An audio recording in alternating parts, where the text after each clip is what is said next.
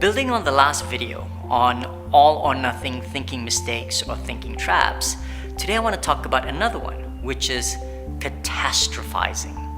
Catastrophizing comes from the word catastrophe. It's when someone assumes that the worst is going to happen and over-exaggerates the negative consequences of a bad outcome.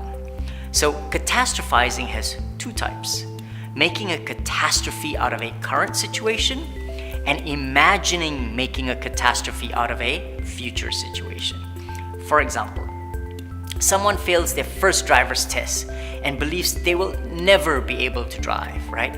Or if they fail an exam in school and that they're a bad student and they're not going to graduate from university and they're never going to get a decent job. Now, I use these examples because I have failed my driver's test before and I have failed a class in university before. Actually, I don't think I've even told my mother about that one.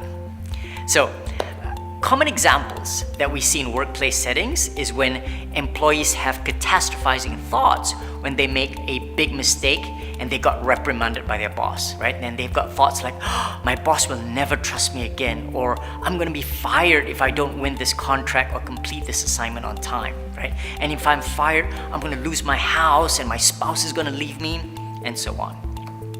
Alternatively, a healthier thought is, well, the boss is not going to be happy with the results as it did not go according to plan, but let me share with her the lessons that I've learned from this attempt, and hopefully I'll not repeat the same mistakes again.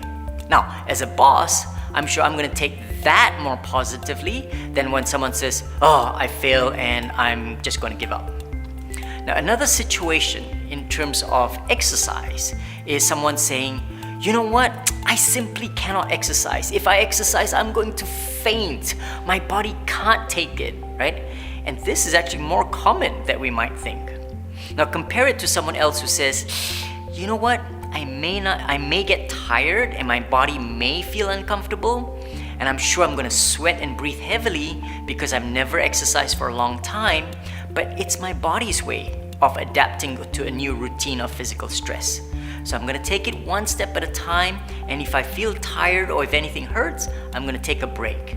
And hopefully, my body's going to adjust and adapt to this new workload.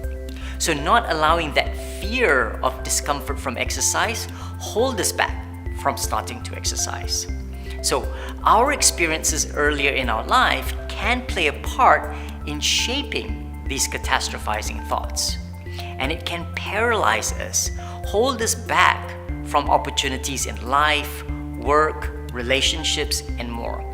It can even affect our entire outlook in life, and it creates this self-fulfilling prophecy of underachievement, of disappointments and failures. It can also be destructive as it causes persistent fear, anxiety, and depression.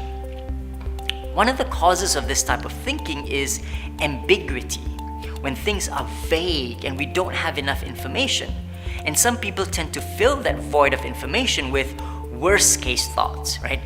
Imagine if you receive a text message from a close friend or family member saying, we need to talk, right? So see how that makes you feel.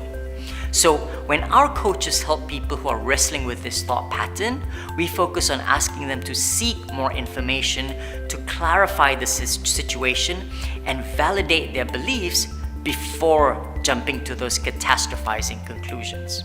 So for example, asking colleagues if they experienced similar failures or disappointed their boss, and what was her reaction, and how is that situation now, right? Or asking the fitness coach, right, whether people have experienced the extreme discomfort from starting to exercise, and whether there are simple and easy exercises for beginners that's not going to cause much discomfort.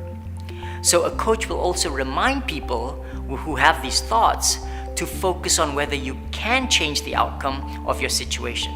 Because if you cannot refocus on what are the available options to take action, and instead you're ruminating about a situation that you have no control over.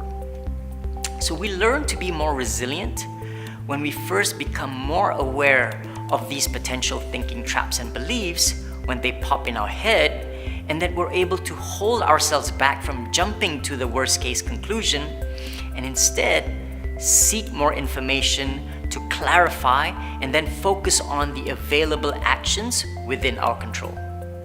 So, see you in the next video.